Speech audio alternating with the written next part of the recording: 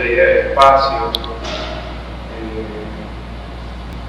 También hay el uso de elementos arquitectónicos locales, como las losas, en el caso de las pinturas son el uso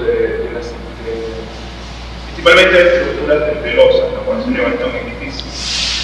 Me resulta una figura arquitectónica muy interesante.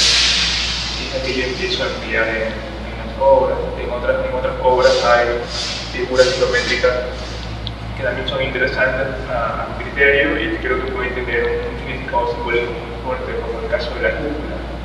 Hay un par de cuadros donde he trabajado con la imagen de la cúpula.